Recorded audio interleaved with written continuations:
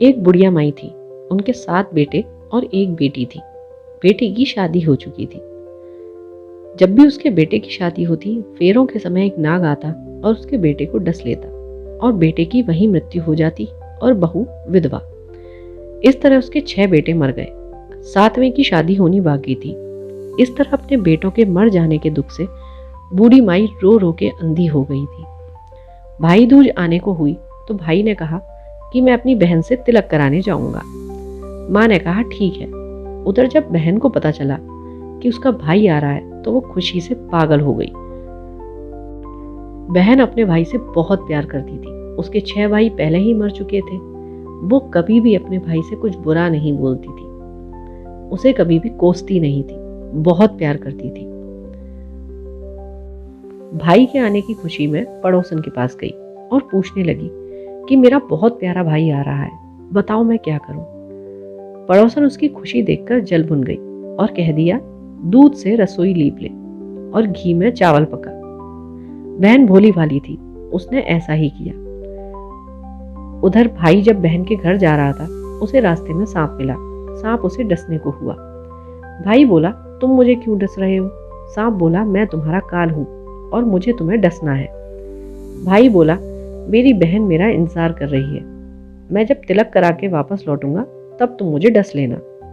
सांप ने कहा भला आज तक कोई अपनी मौत के लिए लौट के आया है जो तुम आओगे। भाई ने कहा अगर तुझे यकीन नहीं है तो ऐसा कर, मेरे झोले में बैठ जा, जब मैं अपनी बहन से तिलक करा लूं तब तू मुझे डस लेना। सांप ने ऐसा ही किया। भाई बहन के घर पहुंच गया और दोनों बहुत खुश हुए। भाई बोला बहन जल्दी से खाना दे दे, बड़ी भूख लगी है। बहन बेचारी क्या करे, ना तो दूध की रसोई सूखे, उसमें सब पिछले पिछले डोले और ना ही घी में चावल पके। भाई ने पूछा बहन इतनी देर क्यों लग रही है, तू क्या पका रही है। तब बहन ने बताया कि मेरी पड़ोसन ने बताया था, ऐसे ऐसे किया है। भाई बोला पगली, कहीं घी में भी चावल पके हैं या दूध से कोई रसोई लीपे है। गोबर से रसोई लीप, दूध में चावल पका। बहन ने ऐसा ही किया। खाना खा के भाई को बहुत जोर से नींद आने लगी। इतने में बहन के बच्चे आ गए। बोले मामा मामा हमारे लिए क्या लाए हो। भाई बोला मैं तो कुछ नहीं लाया। बच्चों ने वह झोला ले लिया जिसमें सांप था। जैसे ही खोला उसमें से हीरे का हार निकला। बहन ने कहा भैया तूने बताया नहीं, तू मेरे लिए इतना सुंदर हार लाया है। भाई बोला बहन तुझे पसंद है तो तू ले ले, मुझे हार का क्या काम। अगले दिन भाई बोला अब मुझे जाना है, मेरे लिए खाना रख दे। बहन ने अपने भाई के लिए लड्डू बना के एक डिब्बे में रख दिए। भाई कुछ दूर जाकर थक कर एक पेड़ के नीचे सो गया। उधर बहन के जब बच्चों को भूख लगी तो माँ से बोलने लगे खाना दे दो। माँ ने कहा खाना भी बनने में देर है। बच्चे बोले कि जो मामा के लिए रखा है वही हमें दे दो। वो बोली कि लड्डू बनाने के लिए बाजरा पीसा था, वही बचा पड़ा है चक्की में, जाकर खा लो। बच्चों ने देखा तो चक्की में सांप की हड्डियां पड़ी थी। ये बात उन्होंने आकर माँ को बताई। बावड़ी सी होकर भाई के पीछे भागने लगी। रास्ते भर लोगों से पूछती, किसी ने मेरा भाई देखा। किसी ने बताया कि कोई लेटा तो पड़ा है पेड़ के नीचे, देख ले वही तो नहीं है तेरा भाई। भागी भागी पेड़ के नीचे पहुंची। भाई को नींद से उठाया। भैया तूने लड्डू तो नहीं खाए। भाई बोला ये ले रख ले तेरे लड्डू, नहीं खाए हैं मैंने। ले दे के लड्डू ही तो दिए थे, उसके भी पीछे भागी भागी चली आई है। बहन बोली नहीं भाई तू झूठ बोल रहा है, तूने जरूर खाए हैं, अब मैं तेरे साथ चलूंगी। भाई बोला तू मान नहीं रही तो चल फिर। चलते चलते बहन को प्यास लगी। वो भाई से बोली कि मुझे पानी पीना है। भाई बोला मैं तेरे लिए कहाँ से पानी लाऊं, देख दूर कहीं चील उड़ रही है, जा शायद तुझे वहां पानी मिल जाए। तब बहन वहां गई और पानी पीकर जब लौट रही थी तो रास्ते में देखा एक जगह जमीन में 6 शिलाएं गड़ी हैं और एक बिना गड़े हुए रखी थी। उसने एक बुढ़िया से पूछा कि ये शिलाएं कैसी हैं। तो बुढ़िया ने बताया कि एक बुढ़िया है, उसके 7 बेटे थे, 6 बेटे तो शादी के मंडप में मर चुके हैं, उनके नाम के लिए शिलाएं जमीन में गड़ी हैं। अभी 7वें की शादी होनी बाकी है, जब उसकी शादी होगी वो भी मर जाएगा, तब यह 7वीं शिला भी जमीन में गड़ जाएगी। यह सुनकर बहन समझ गई ये शिलाएं किसी और की नहीं बल्कि उसके भाई के नाम की हैं। उसने उस बुढ़िया से पूछा कि अपने 7वें भाई को बचाने का क्या उपाय है। बुढ़िया ने उसे बता दिया कि वह अपने सातवें भाई को कैसे बचा सकती है। यह सब जानकर वह वहां से अपने बाल खुले करके पागलों की तरह अपने भाई को गालियां देती हुई चली। वो अपने भाई को कभी गालियां नहीं देती थी, तो उपाय ये था कि वो अपने भाई को गालियां दे। भाई के पास आकर बोलने लगी, भैया जलियो, भैया मरियो, भैया कटियो। भाई उसका ऐसा व्यवहार देखकर चौंक गया, लेकिन उसे कुछ समझ नहीं आया। इसी तरह दोनों भाई बहन घर पहुंच गए। थोड़े समय के बाद भाई के लिए सगाई आने लगी। उसकी शादी तय हो गई।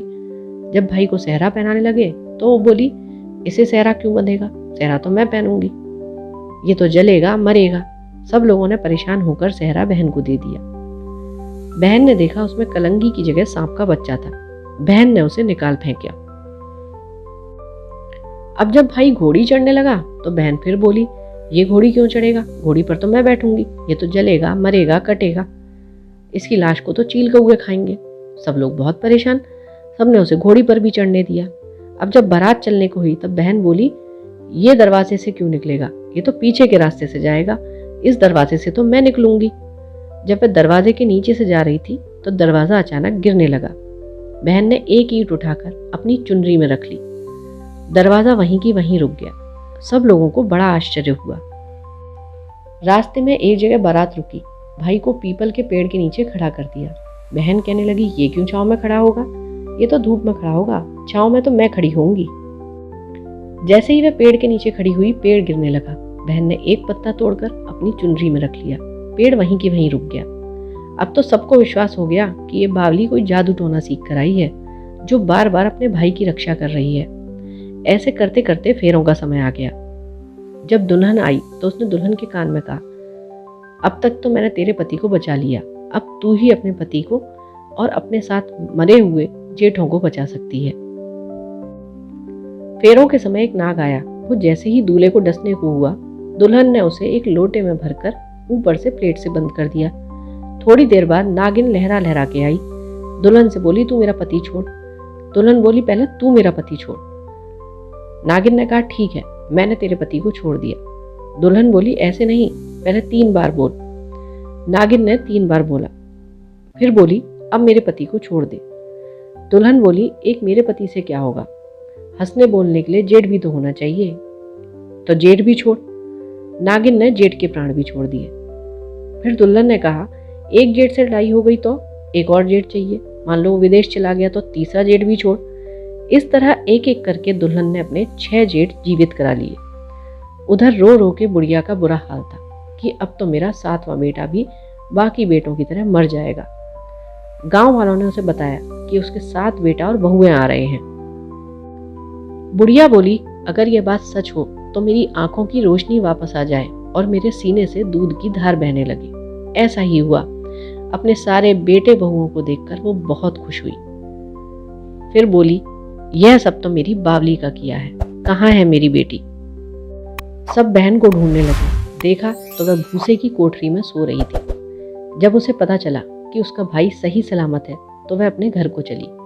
उसके पीछे पीछे सारी लक्ष्मी, पेड़ पौधे सब जाने लगे। बुढ़िया ने कहा, बेटी पीछे मुड़ के देख, जब तू सबको अपने साथ ले जाएगी तो तेरे भाई भाभी का क्या होगा।